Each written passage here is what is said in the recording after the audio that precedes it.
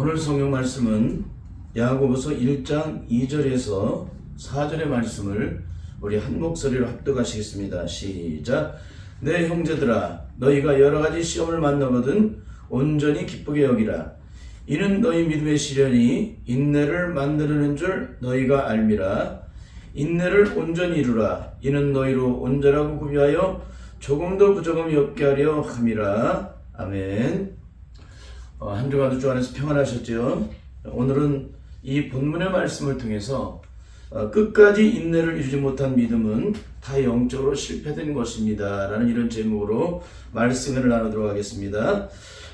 이 말씀을 나누기 전에 먼저 지난주에 함께 나눴던 말씀들을 다시 되새김질하도록 하겠습니다. 인생의 고난 앞에서 주님 앞에 엎드릴 때 십자가의 능력이 내 능력되지 못하는 자는 절대 거듭난 자가 아니다라는 그런 제목으로 말씀을 함께 나눴습니다.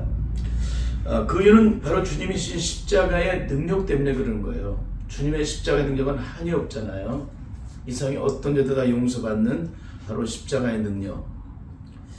그 능력으로 말미암아 구원을 받게 되면 우리가 악한 마귀 지배하는 세상에서 어떤 능력의 삶을 살아가야만 될까? 구원을 받는 것이 그저 죽어서 천국에 가는 그런 추상적인 구원일까? 아니면 예수를 믿고 거듭난 죄자들은 악한 마귀가 지배하는 세상 속에서 이 땅이 육신의 생명이 닿는 날까지 우리는 존재가 되어야 되는데 과연 어떤 삶을 살아갈까? 우리가 죽어서만 평안을 누리고 자유함을 누리는 것일까? 아니면 이 땅에서 그 평안을 누리는 것일까? 성경은 죽어서 그 영광을 본다고 하지 않습니다.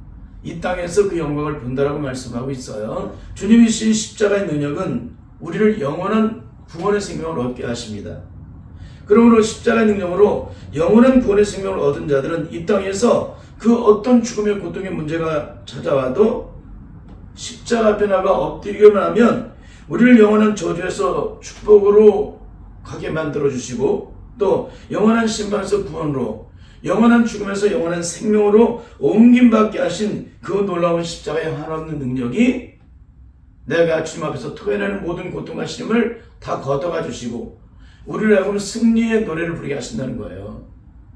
그러니까 십자가 밑에 나가 내 짐을 풀게 되면 그 두려움이 변하여 내 기도가 되고 전날의 한숨 변하여 내 노래가 되었다는 기가 막힌 고백을 하는 거예요. 이런 고백이 찬송가에 기록되어 있는 것들로 곡조 있는 찬송만 부르러서는 절대 안 되는 거예요. 그 찬송으로 위로를 받은 건 무슨 의미가 있겠어요? 그 능력이 내 능력 돼야 되지. 그러니까 화중지병 같은 신앙, 그림의 떡과 같은 신앙이 돼서는 안 돼요. 그 능력이 내 능력이 돼야지. 여러분 그렇습니다. 우리가 예수님의 십자가를 통해서 구원받은 자는 이 땅의 모든 문제가 십자가로 해결이 돼요. 십자가 밑에 나가서 내 짐을 풀게 되면 주님의 십자가의 그 능력으로 나를 변화시켜 주세요. 어떤 문제든 다 답을 주세요. 어떻게 답을 주시는지 한번 살펴보도록 하겠습니다. 하나의 예를 들면 죽어도 용서 못할 사람이 생겼습니다. 그 사람만 생각하면 너무나도 화가 나고 속상합니다.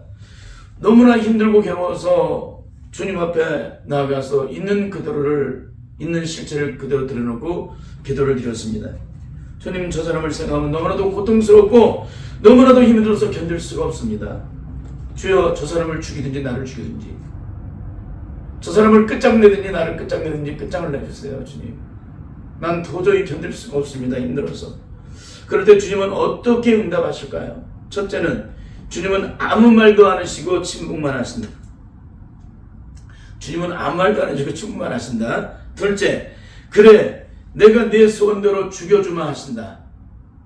셋째, 억만 번을 죽어도 깨어나도 갚을 수 없는 십자가의 사랑으로 나를 녹이셔서 주님의 십자가의 사랑을 기억하게 하심으로 말미암아 그 사랑으로 녹여주셔서 상대방을 사랑하지 못하고 용서하지 못한 내 죄악된 마음을 온전히 주님의 십자가 앞에 엎드려서 드러내고 통곡하게 만드시고 회개하게 하신다.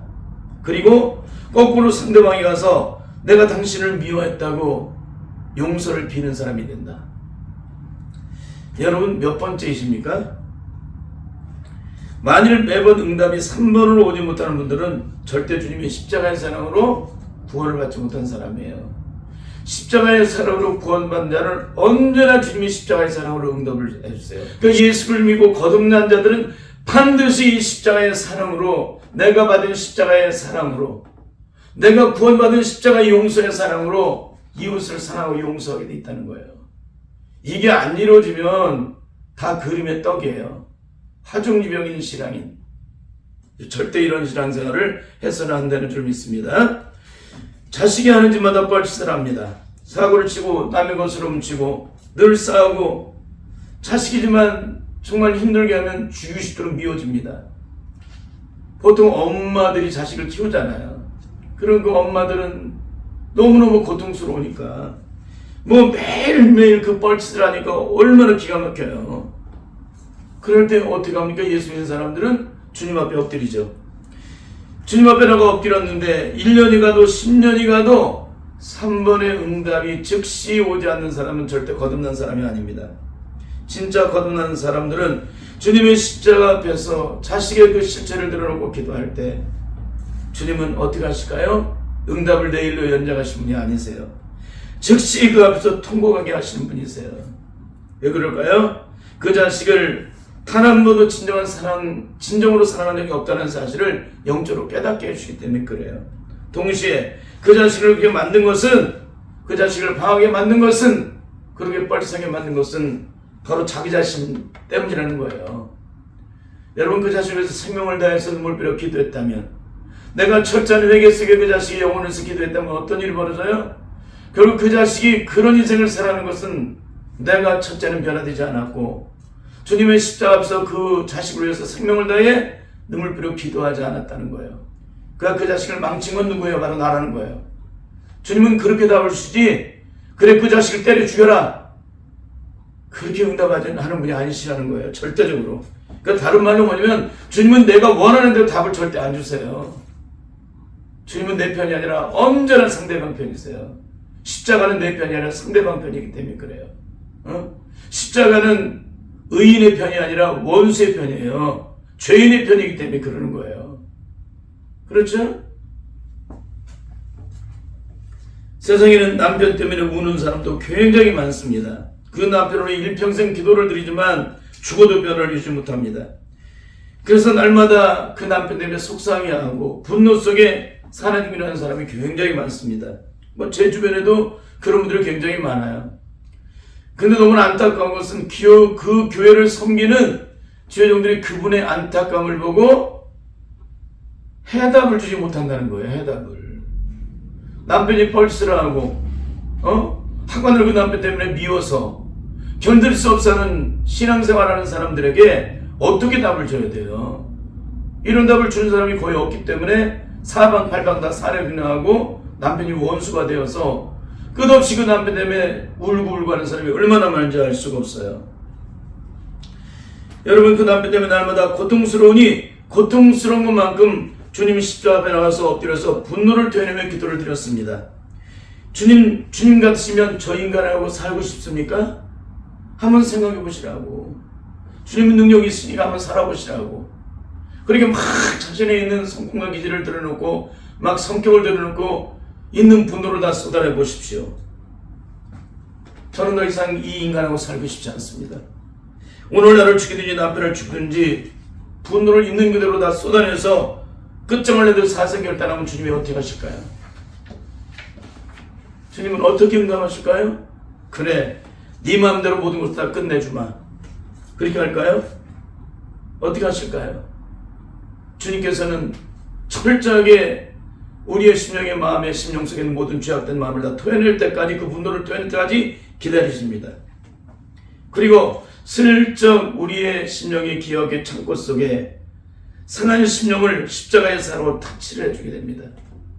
그리고 주님 십자가의 사랑을 순간 부어주셔서 그 남편 하나도 제대로 사랑하지 못하고 살아죽으려며 늘 악을 쓰고 있는 자신의 모습을 보게 하세요. 자신의 실제를 보게 하세요. 그러면 어떻게 될까요? 열이면 열다 그래서 고꾸라져 버립니다. 통곡하며 고꾸라져요. 여러분, 자신의 실체를 보고 보았는데, 주님께서 내 실체를 보게 하셨는데 어떻게 고꾸라지 않을 사람이 어디 있어요? 그렇게도 잘났다고, 그렇게도 남편 못 잡아먹고 사람보다 그러던 사람이 그래서 고꾸라진다니까. 그 십자가는 그렇게 내 편이 아니에요. 절대적으로. 상대방을 욕해 보십시오. 주님 어떻게 하신가? 상대방을 욕한 나를 주님께서 철저하게 고꾸라져서 회개하게 만드시는 분이지. 그 영혼한 나를 사랑으로 끌어안지 못하고 용서하지 못하고 용납하지 못하고 영원한 저주와 심판과 죽음의 형벌 속에 멸망의 심판을 피할 수 없던 나로 해서 하늘의 보좌의 모든 영광을 버리시고 나 고천한 이 땅에 오셔서 십자가에 못 박여 죽으시까지 우리를 사랑하신 그 주님의 사랑을 전혀 알지 못하고 그런 인생을 살아가는 그 영혼을 어떻게 하시겠어요? 철저하게 깨뜨려 놓으시죠. 응? 그 사랑을 아는 자가 어떻게 그 남편을 용서가 안 돼요. 이건 절대 있을 수 없는 얘기예요. 이렇게 열이면 열다 그 자리에서 꼬꾸라지게 되는데 주님 용서해 주십시오. 그 사람을 불행하게 만드는 사람이 바로 저입니다. 이전엔 그 인간 때문에 그 남편 때문에 내가 불행했는데 예수님 앞에 엎드리면 그 남편을 불행하게 만드는 것이 바로 나입니다라고 얘기해요. 나라고. 이게 십자가라는 거예요. 여러분 한국교회가 변하지 않는 이유가 뭡니까? 모든 책임이 타인에게 있다고 생각하니까 그래요. 왜 타인에게 있는 것입니까? 생명나무의 실과를 먹는 사람은 모든 책임이 나에게 있다고 얘기를 해요. 한번 그런 삶을 살아보십시오. 그런 인생을 살아보지 않고 이런 설교를 하는 게 아닙니다. 억울하고 분하고 속상한 일이 얼마나 많았겠어요. 근데 언제나 십자가로 대답을 하겠어요. 주님은. 기가 막힌 얘기예요. 그 인생을 불행하게 만든 것은 바로 저라는 거예요. 자기 자신이라는 거예요. 이전 같으면 죽어도 있을 수 없는 얘기죠. 저를 불행하게 만든 것도 바로 그 사람이 아니라 바로 나 때문입니다. 원수를 미워했던 마음이 거꾸로 원수를 사랑하는 마음으로 만들어 놓으세요. 이게 바로 주님의 십자가 앞에 엎드리는 자들의 영적인 능력이에요.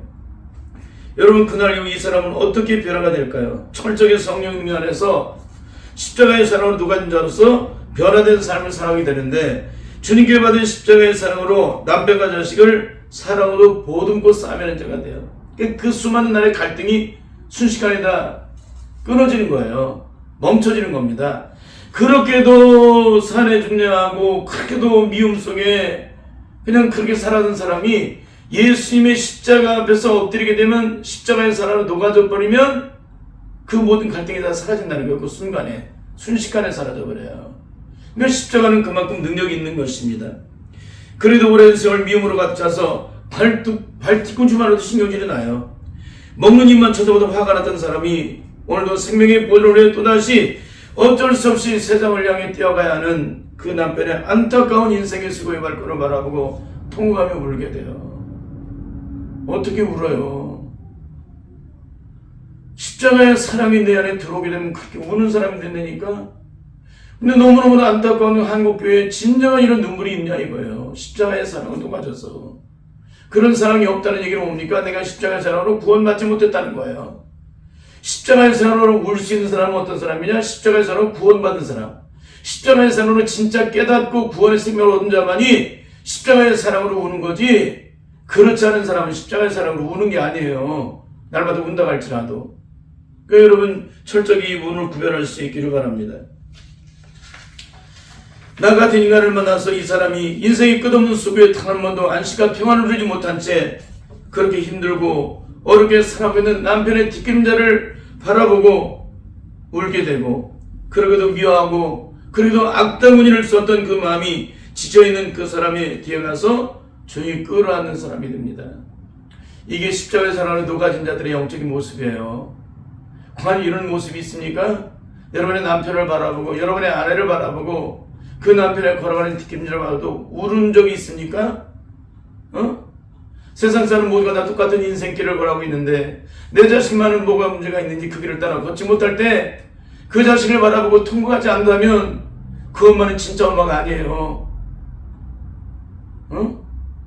그 자식 조금만 뭐라고 말하는 것 때문에 기분 나쁘고 열받아서 틀어져.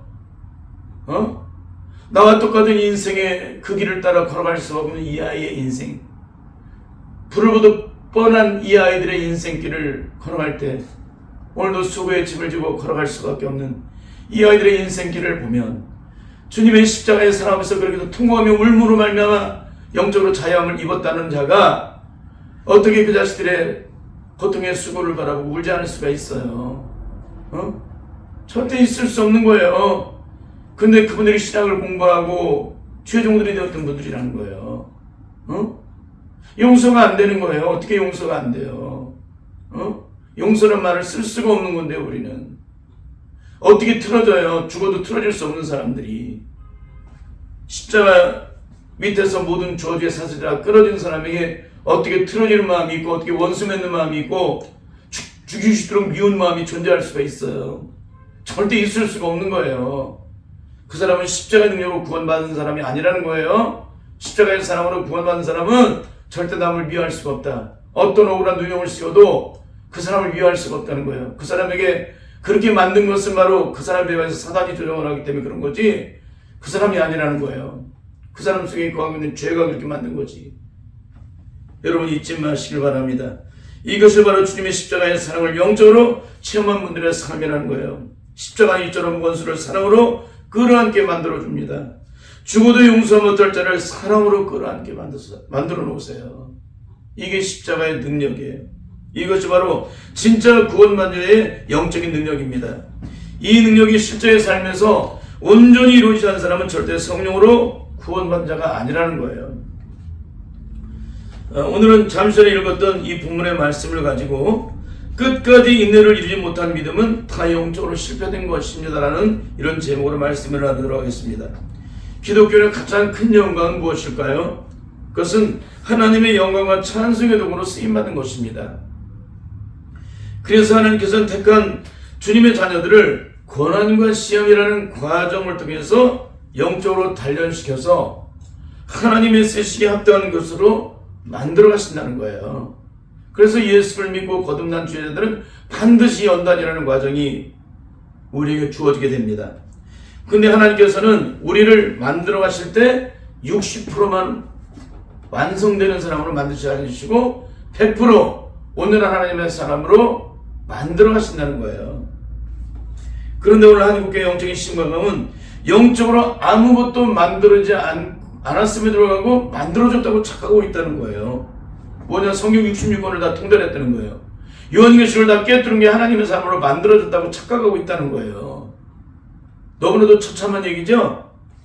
왜 이런 일이 한국교회 안에 만연되어 있을까? 그 이유는 오직 한 가지, 내가 주님을 믿으니까, 내가 주님에 대해서 아니까, 성경 66권에 대해서 다 아니까, 요한계시록을 다 깨뜨려서 다 알고 있으니까 주님이 나와 늘 함께 하신다고 가르치고 있기 때문에 그러는 거예요. 바울은 악한 마귀의 지배하는 세상 속에서 여러 가지 시험을 만나게 될 텐데 그 시험을 만나게 되면 온전히 기쁘게 여기라고 말씀하고 있어요. 왜 그래? 시험이라는 과정도 우리가 영적으로 성장되고 성숙되고 변화되는 삶을 살아가기 때문에 그래요. 제가 인생의 그 춤 같은 20년 가까이 그 세월을 보낼 때 주님께서 제게 주신 지혜가 뭐냐면, 인생의 고난이 찾아올 때 그거를 다 영적 디딤돌로 삼으니까 변화의 기회로 삼았어요. 제가 어떤 인생의 문제가 있든지 그건 내 안에 있는 아직도 숨겨져 있던 하나님 원치 않은 소욕들이 내게 있었다 할지라도 그런 것들이 드러나거나 내 인생의 어떤 세상 속의 어떤 일을 만났을 때, 어떤 억울한 일을 만났을 때, 어떤 손해를 당했을 때 그런 것들을 영적으로 변화의 기회를 삼았다는 거예요. 그것으로 보복하거나 눈에는 눈이나 이에는 이로 보복한 것이 아니라 그걸 하나님의 사람으로 변화시켜가는 영적 과정으로 만들었다는 거예요. 그러니까 제가 이런 설교를 할 수가 있는 겁니다. 그냥 하는 것이 아니라. 그래서 오늘 이렇게 한국교회에 만연되어 있는 것은 뭐냐면, 내가 아무것도 변한 것이 없는데 변화되었다고 자꾸 착각을 하고 있다는 거예요. 내가 주님 앞에 영광을 드리면 주님이 영광을 받으신다고 자꾸 착각을 하는 거예요.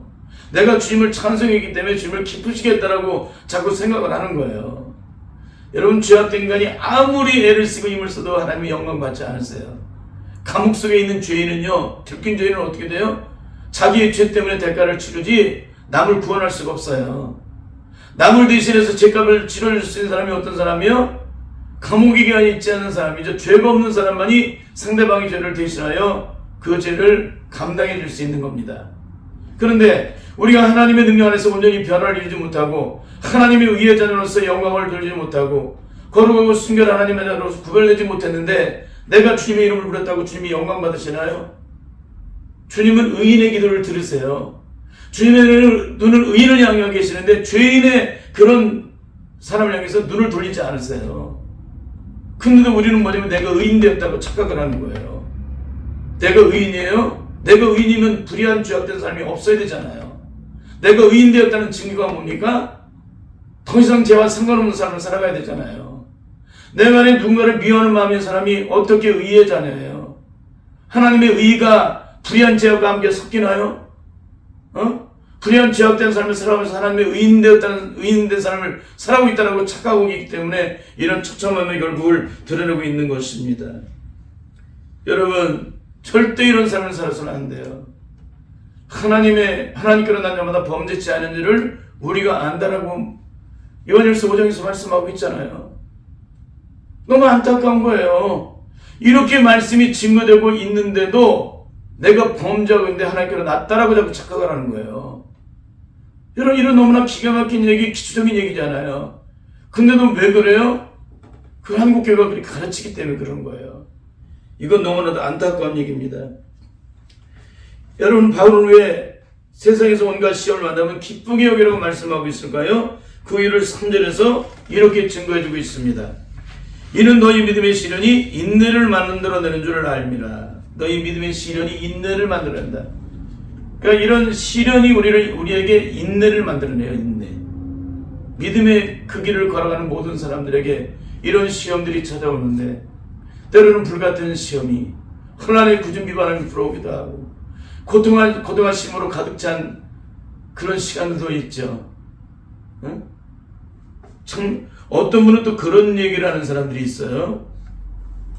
영적으로 깊어질수록 고독해진대요. 굉장히 똑똑한 척하는 사람들이에요. 영적으로 깊어지면 깊어질수록 고독해진대. 아니, 세상에 이런 어리석은 얘기를 하는 사람이 어디 있어? 근데 그러면 그 말을 믿고 있어요. 그 말이 마치 대단한 것처럼. 여러분, 영적으로 깊어질수록 하나님과 영적 교제를 하면 영적으로 자유함을 얻게 되고 세상 전이 어떤 일을 만나도 그 사람이 제한을 받지 않는데 어떻게 고독해져요? 옆에 사람이 없어 고독해지나요? 하나님의 사람은 하나님과 1대1을 하는 거예요. 1대1을. 옆에 누가 있으면 영적 방해가 돼요. 영적 방해. 여러분, 저기서 소리내고 기도하고 여기서 소리내고 기도해 보십시오.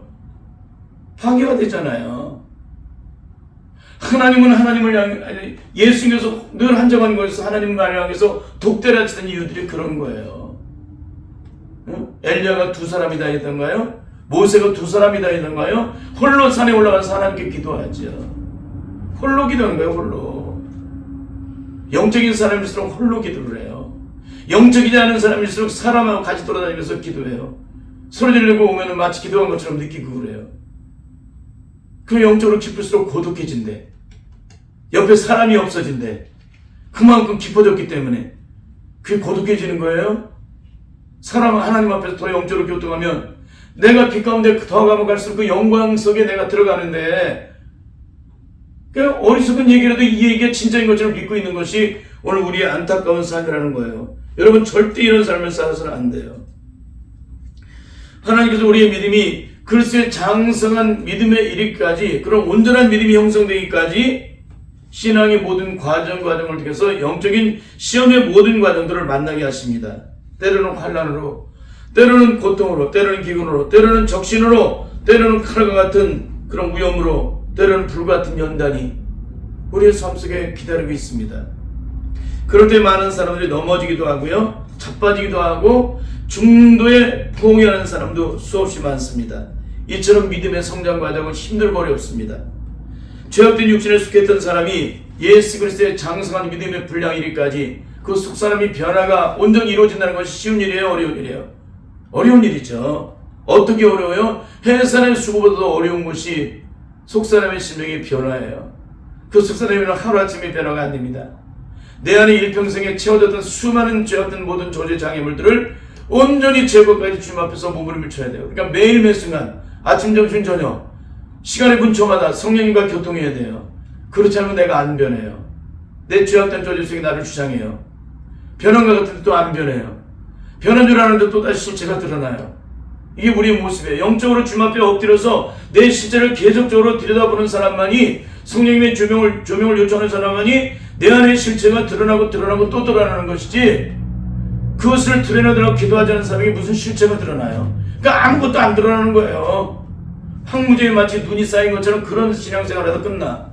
눈이 다 녹아지면 황무지에 거친 것이 그대로 드러나. 아무것도 하나님의 은혜가 없어요. 거친 황무지가 옥토로 변해야지. 거친 황무지가 옥토로 변해야 되잖아요. 마른 땅에 샘물이 터지고 거친 황무지가 옥토로 변해야 되고 마른 나무까지 새순이 돋아야 되지. 이게 성령의 능력에서 거듭난 자들의 영적인 모습이에요. 주님의 십자가 위에 엎드리게 되면 매일 매순간 성령의 주명을 따라 내 신령의 숙사람을 변화시키도록 기도하면 그렇게 마른 땅에 샘물이 터지듯이 마른 나무까지 새순이 돋듯이 그런 놀라운 역사가 내 삶에 이루어져요. 이런 놀라운 영광이 이루어지는데 어떻게 고독해요, 고독하기를. 참 기가 막힌 얘기를 하는 거예요. 여러분, 우리가 이렇게 예수 그리스도의 사람으로 온전히 변화되기 위해서는 이렇게 성령으로 충만하게 충만을 더하는 삶을 살아가야 돼요. 그렇지 않게 되면 악한 마귀세력이 끊임없이 공격을 하기 때문에 우리가 변화되지 못하도록, 변화될수록 하나님의 영광이 드러나고 악한 마귀 지경은 빼앗기니까 얼마나 방해를 하겠습니까? 그러니까 매일 매 순간 비가 오나 눈이 오나 날씨가 좋으나 흐리나 내 몸이 아프나 내 몸이 병이 들거나 언제나 주님 앞에서 엎드려서 그 자리를 주님 앞에 드려야 돼요. 그렇지 않게 되면은요, 결국에는 우리가 악한 마귀세력에 넘어지게 된다는 거예요. 결국 주님이 예비하신 모든 훈련을 끝까지 인내함으로 통과를 하게 되면 나타나는 영적 능력이 사망에서 그 싸움을 당해도 쌓이지 않고 답답함을 당해도 낙심지 않고 핍박을 받아도 버림받지 않고 거꾸로 들음 당해도 망하지 않는, 이 성의 어떤 시험관을 지나도 요동하지 않는, 영적으로 요동하지 않는 그런 사람이 되어진다는 거예요. 그러기 위해서 어디까지 인내를 하느냐가 그 사람의 영적인 믿음의 능력의 한계라고 할 수가 있는 것입니다. 그러면 인내를 온전히 이루면 어떤 일이 일어날까요? 4절의 말씀을 함께 읽겠습니다. 시작. 인내를 온전히 이루라. 이는 너희를 온전하고 구비하여 조금도 부정함이 없게 하려 함이라. 성경 속에는 온전하고 구비하여 조금도 부정함 없게 살아가는 사람이 있습니다. 처음에는 그런 사람이 아니었죠. 근데 그 믿음의 과정을 통과를 해서 그런 영광을 영원토록 누린 사람이 있어요. 그 사람이 누구일까요? 바로 믿음의 조상 아브라함입니다. 아브라함은 75세 때 부르심을 믿고 본토 친척 아비 집을 떠났습니다. 아브라함의 믿음은 100세의 독자 이삭을 낳기 전까지 완전한 믿음이 아니었습니다. 임신이 불가능한 아내 사라를 통해서 100세의 이삭이 태어날 때 비로소 불가능을 가능케 하시는 하나님의 능력을 영적으로 체험을 하게 됩니다. 그 후로 대략 15년이 지날 무렵, 부르심을 받은 지 대략 40년이 지나는 무렵에 하나님께서는 독자 이삭을 모리아산에 제물로 바치라는 명령을 하십니다. 그럴 때 아브라함은 뒤도 안 돌아보고 하나님께서 지시한 그 산으로 떠나가게 됩니다. 그런 의미에서 아브라함의 믿음의 완성은 자신의 생모보다 더 귀한 자식을 하나님께 번제를 드리려고 칼을 들고 내리칠 때 그때 비로소 완성되고 하나님께서 영광을 받으셨다는 거예요. 그때 비로소 하나님께 의롭다 하심을 얻었다. 여러분, 하나님께서 영광을 받으신 영적 주제는 무엇입니까? 창세기 20장 16절에 이렇게 증거를 해주고 있습니다. 네가 이같이 행하여 내 아들 독자 이삭을 아끼지 않았은즉, 네가 이같이 행하였다는 거예요. 그냥 말로만 생각으로만 끝낸 것이 아니라 행하였다.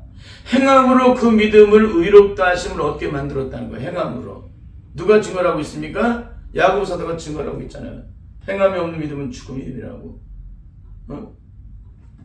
기가 막힌 얘기예요. 내가 이같이 행하여 내 아들 내 독자 이삭을 아끼지 않았은즉, 이같이 행하여. 이게 순종이라는 거예요. 순종. 진짜 하나님께 의롭다 하심을 받는 순종의 마지막 단계가 이거예요. 여기까지 순종이 안 되면 뭐예요? 하나님의 영광을 볼 수가 없다는 거예요. 누가? 오늘 우리의 믿음이. 여러분, 그렇습니다. 오늘 하나님께서 인정하시고 영광 받으시는 우리의 구원의 믿음의 순종이 바로 이것이에요. 우리의 믿음이 여기까지 이르러서 순종함으로 하나님의 의를 온전히 드러내지 못하게 되면 우리는 절대 하나님의 영광을 볼 수가 없습니다. 왜 그래요? 거기까지 순종해 하나님의 영광을 받으셔야 우리가 의롭다 하심을 얻고 하나님의 영광에 참여하는 자가 되는데, 거기까지 순종이 안 되게 되면 절대 하나님의 영광을 볼 수 없다는 거예요. 왜? 하나님이 영광 받지 않으시기 때문에. 결국 모든 만민이 구원을 받는 영적 모델인 아브라함이 하나님께 의롭다 하심을 받는 구원의 영적 기준은 로마서 4장 11절 이하의 말씀입니다. 아브라함이 믿은 믿음은 독자 이삭을 모리아산에 제물로 바치라고 하실 때 그대로 순종을 해요. 왜 순종을 했을까요? 하나님은 죽은 자를 살리시고 없는 것을 있게 하시는 하나님이심을 믿었기 때문에, 그 약속을 믿었기 때문에 끝까지 순종을 한 거예요. 그러니까 우리가 하나님께 의롭다 하심을 받는 그 믿음의 기준은 하나님의 약속을 바라고 끝까지 믿음으로 순종하여 하나님의 의를 나타내지 못하는 자는 절대 하나님의 영광을 볼 수 없다는 거예요. 이게 성경에 세워진 구원의 영적 기준입니다.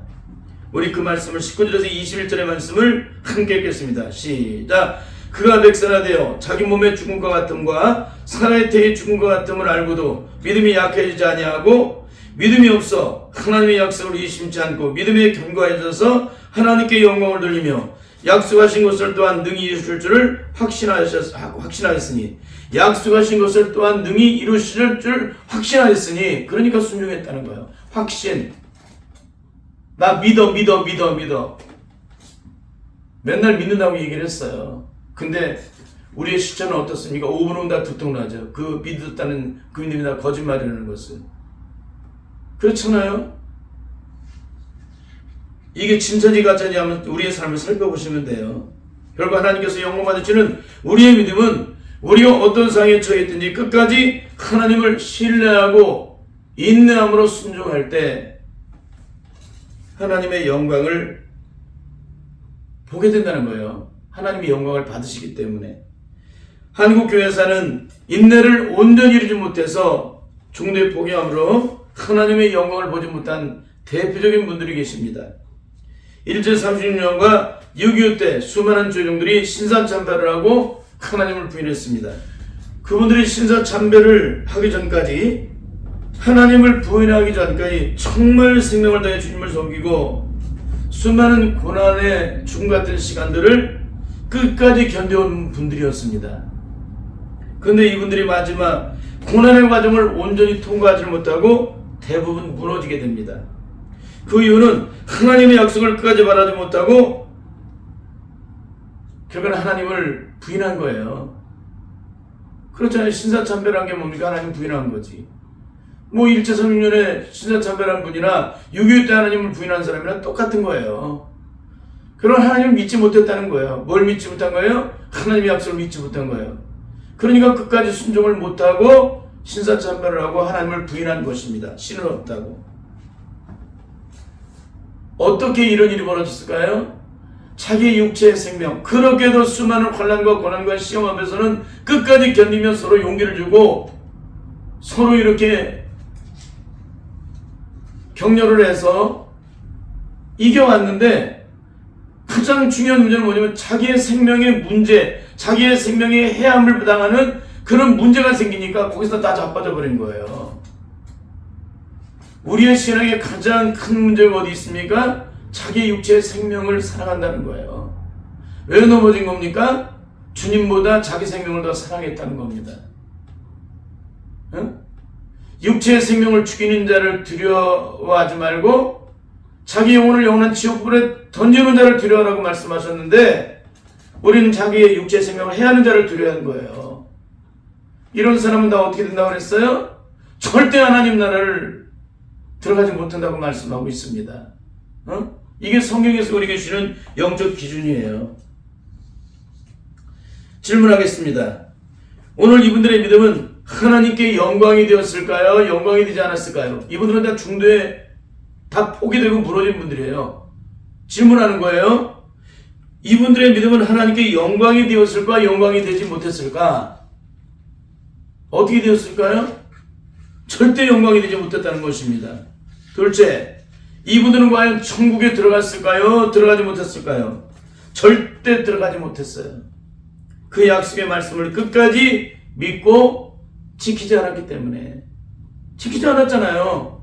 오늘날도 마찬가지예요. 하나님의 약속의 말씀을 듣고 그 말씀을 끝까지 지켜 행하지 않는 자는 이미 믿음에서 이탈된 사람이기 때문에 하나님의 영광을 볼 수가 없다는 거예요. 그러면 오늘날에도 그 믿음을 끝까지 지키지 않는 자들은 과연 천국에 들어갈까요? 들어가지 못할까요? 절대 들어가지 못하죠. 왜? 일제 36년에 하나님을 부인하고 신사참배한 이들도 다 지옥불에 떨어지고, 6.25 때 그렇게도 잘 믿던 하나님의 사람들이, 하나님의 사람이라고 칭하는 사람들이 하나님을 부인함으로 말미암아 지옥불에 다 떨어졌는데, 그 믿음을 지키지 못한 사람은 다 지옥으로 떨어지는데, 오늘 하나님의 약속의 말씀까지 믿고 지키지 않는 자는 어디로 간다는 거예요? 다 지옥불에 떨어지는 거예요. 이거 너무나 기가 막힌 얘기를 하는데, 한국교회는 예수 믿기 원하면 너도 다 천국 간다고 가르치기 때문에 이런 처참한 믿음을 하고 있는 것입니다. 응? 어떻게 할까요? 오늘 너무나도 쉽게, 초등학교도 알아듣기 쉽게 이런 설교를 하고 있는데도 불구하고 이 세상에 예수 믿는다고 하는 사람들이 제 설교가 안 들어간다는 겁니다. 영적으로. 다 귀에 딱지가 져서 그래요. 세상에 있는 지식과 이론을 따라 그 얘기를 듣고서 머리가 굳어졌기 때문에 그런 것입니다. 제 말을 조금이라도 영적으로 살펴서 깊이 들여다보고 주님 앞에 엎드려서 과연 이상훈 목사의 말씀이 과연 옳은 것입니까? 막 하나님 앞에 따져보세요. 막 열받아서. 맨날 저 설교 듣기 싫습니다. 구원은 이렇게 쉬운 건데 왜 이렇게 어렵게 가르칩니까? 한번 해보세요. 한번 제가 시키잖아요. 악을 쓰세요. 생 끝날까지 막 열받아서. 하나님이 어떻게 하시나? 진짜 생명을 얻게 하실 거예요. 진짜. 근데 이렇게 몸부림치는 자가 없다는 것이 너무나도 안타까운 거예요. 결국 일평생 예수를 믿지만 너도 망하고 나도 망하는 예수를 오늘 한국교회가 믿고 있다는 것입니다. 너무나 안타까운 거예요. 마지막 질문을 드리겠습니다. 너무나 중요한 질문이에요. 지금 여러분이 믿고 있는 구원관은 과연 어떤 구원관입니까? 첫째는 예수님께서 요한복음 16장 8절을 통해 주신 보혜사 성령이 오시면 죄에 대해서, 의에 대해서, 심판에 대해서 세상을 책망하려는 하나님의 의의 기준을 따라 영적으로 세워지는 구원관이 영적 구원 기준이 되고 계십니까? 만일 배워서 공부해서 문자적으로 만들어놓은 책자를 통해서 구원이 내게 임한다라고 믿는 사람들은 절대 하나님 나라의 영광을 보지 못해요. 그 사람은 하나님 나라의 의의 기준을 몰라요. 성령이 오시면 가장 중요한 게 우리에게 영적 기준이 세워져요. 하나님 나라 의의 기준. 그래서 성령으로 거듭난 자는 땅의 법을 따라 살지 않고 하늘나라의 법을 따라 살아도 땅의 모든 일을 온전하게 이뤄나가는 사람이 돼요. 땅의 질서를 따라 살아가요. 역행하지 않습니다. 하나님 나라 의의 법을 따라 살아가는 자들은. 하나님 나라 의의 법을 따라 살아가는 자들은 어떻게 돼요? 성령의 능력 안에서 그 기준이 세워지는 거예요. 죄가 무엇인지, 의가 무엇인지, 심판이 무엇인지. 이전에는 학문적으로, 문자적으로 여기서 이 죄구나 그랬는데 성령을 받게 되면은 어떻게 해요? 보혜사 성령님께서 나에게 그 죄가 무엇인지를 영적으로 깨닫게 하세요. 그 기준을 다 세워주세요. 영적으로 나에게. 의가 무엇인지, 심판이 무엇인지 다 세워주세요. 내 안에서. 영적으로. 그런 영적으로 세워주는 분은 누구세요? 진리의 성령님이. 여러분, 진리의 성령님보다 더 능력 있는 분이 계십니까? 어떻게 학문적으로 만들어내는 것도 능력이에요. 요한복음 16장 이 8절의 말씀을 되게 주는 이 말씀이 영적 기준이 되지 않는다면 어떻게 돼요?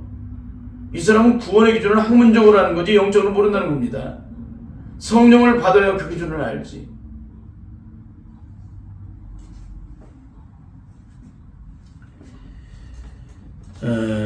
오늘 이렇게 하나님 나라 심판의 기준은 보혜사 성령으로 교통하는 자만이 그 영적 기준을 알게 됩니다. 보혜사 성령님이 오시면 누구에든지 이 기준을 세워주세요. 그게 바로 심판의 기준이에요. 심판의 기준. 반드시 악한 마귀의 지배하는 세상 속에서 믿음의 시련이 인내를 만들어내므로 조금도 부정함이 없는 삶을 허락하신 주님의 십자가의 구원의 영광, 내게 베푸신 십자가의 그 영광, 성령을 통해서 영원한 자유와 기쁨과 해방을 누리게 하는 그 놀라운 영광들이 바로 내 영광이 되는 그런 놀라운 축복을 누리는 복된 성된 삶이 다 되시기를 예수님의 이름으로 간절히 축원합니다. 아멘.